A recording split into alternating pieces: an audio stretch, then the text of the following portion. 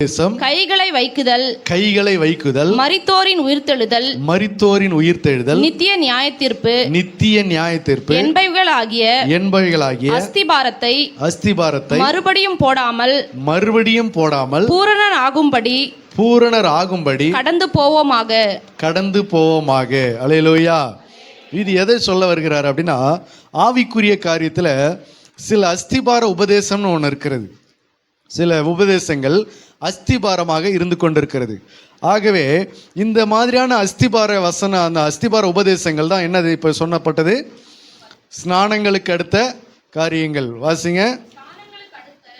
உபதேசம், கைகளை வைக்குதல், மரித்தோரின் உயிர்த்தெழுதல், நித்திய நியாயத்தீர்ப்பு என்பவைகளாகிய, அதாவது ஞானஸ்தானத்தை குறித்து, அப்புறம் மரித்தோரின் உயிர்த்தெழுதலை குறித்து.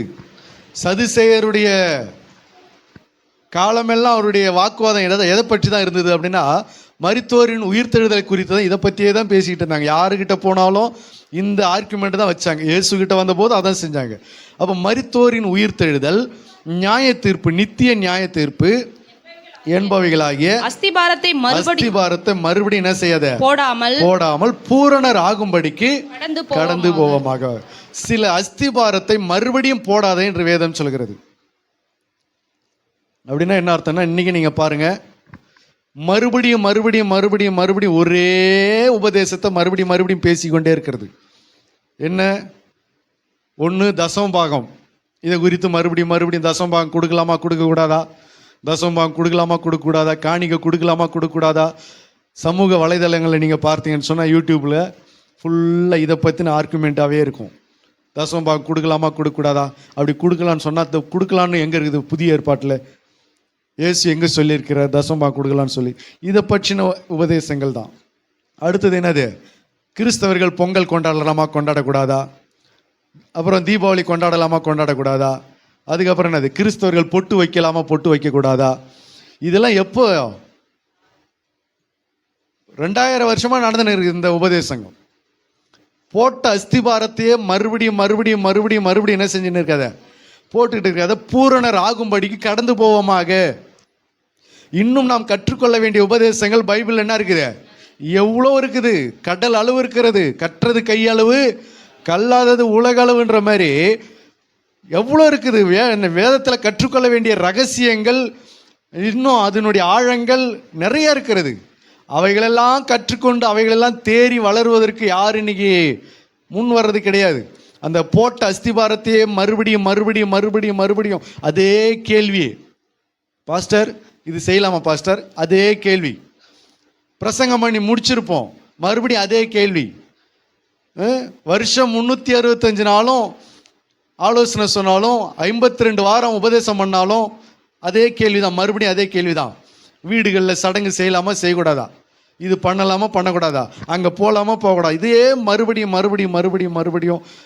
இன்னும் நீ பூரணர் ஆகலை, இன்னும் பூரணர் ஆகும்படிக்கு நீ விரும்பலை, பூரணர் ஆகும்படிக்கு கடந்து போவோமாக. இன்னும் கற்றுக்கொள்ள வேண்டிய தூரம் நிறைய இருக்குது. இன்னும் நான் போக வேண்டிய தூரம் வெகு தூரமாக இருக்கிறது என்று சொன்னது போல, இன்னும் நீ கற்றுக்கொள்ள வேண்டிய சத்தியங்கள் நிறைய இருக்கிறது. இன்னமும் நீ அந்த அடிப்படை உபதேசத்துக்குள்ளே இருக்கிற.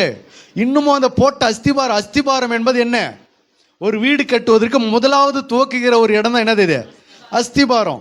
அதுக்கப்புறம் தான் மற்ற காரியங்களாம் அந்த வீட்டு மேலே எழுப்புவாங்க, கட்டுவாங்க.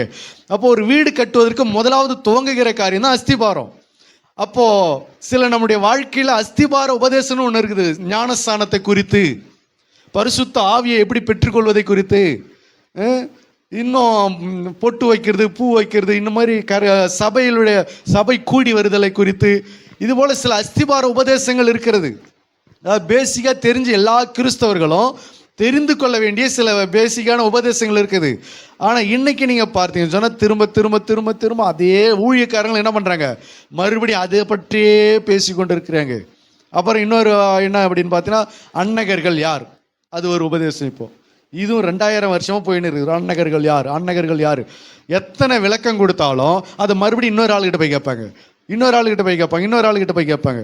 பொட்டு வைக்கலாமா பூ வைக்கக்கூடாதா, அதை ஒரு 10 பேர்கிட்ட கேட்கறது. தசமபாகம் கொடுக்கலாமா கொடுக்க, அதை ஒரு 10 ஊழியக்காரங்கிட்ட கேட்கறது.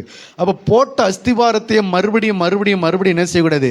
கிறிஸ்தவத்தில் வளர வேண்டிய பிள்ளைகள், பூரணர் ஆக வேண்டிய ஜனங்கள் போடக்கூடாது. அல்லேலூயா. அதையெல்லாம் நீங்கள் தாண்டி வந்திருக்கணும். ஆரம்பத்தில் இதெல்லாம் தெரிஞ்சு வச்சுக்கணும், அவ்வளோதான். ஆரம்பத்தில் தெரிஞ்சு வச்சுக்கிட்டு மறுபடியும் அங்கேயே நிற்காம அதுக்குள்ளேயே உழன்று கொண்டு இருக்காம இன்னும் நம்ம நிறைய சத்தியங்களை கற்றுக்கொள்ள வேண்டியதற்கு போக வேண்டியதாக இருக்கிறது. எத்தனை முறை சத்தியத்தை கேட்டாலும் உணராத பெண் பிள்ளைகள்னு பவுல் எழுதுறார். அப்போ எத்தனை முறை சத்தியத்தை கேட்டாலும் மறுபடியும் மறுபடியும் அங்கேயே உணராமல் என்ன செய்யக்கூடாது? இருக்க கூடாது. அல்லேலூயா. வளைகாப்பு செய்யலாமா செய்யக்கூடாதா பாஸ்டர்? மறுபடியும் கல்யாணத்தில் இதெல்லாம் செய்யலாமா செய்யக்கூடாதா பாஸ்டர்? மறுபடியும் சாவில் இதெல்லாம் செய்யக்கூடாதா பாஸ்டர்? மறுபடியும் போன சாவுக்கு தான் சொன்னோம் இதெல்லாம் செய்யக்கூடாதுன்னு. இப்போ இன்னொரு சாவு வந்துருச்சு. இப்போ அந்த சாவுலையும் செய்யலாமா செய்யக்கூடாதா பாஸ்டர்? பாஸ்டருக்கு ஃபோன் அடி. போன கல்யாணத்தில் தான் சொன்னோம் இதெல்லாம் செய்யக்கூடாதுன்னு, மறுபடியும் இன்னொரு கல்யாணத்தில் இதெல்லாம் செய்யலாமா பாஸ்டர்? போன வளைகாப்புக்கு தான் சொன்னோம் இதெல்லாம் செய்யக்கூடாதுன்னு சொல்லி, மறுபடியும் இன்னொரு வளைகாப்பில் இதெல்லாம் செய்யலாமா செய்யக்கூடாதா பாஸ்டர்? என்ன இது? இன்னும் எங்கே வரல? அந்த படியை விட்டு வெளியே வரல, அந்த முதல் கோட்டை விட்டு வெளியில் வரல.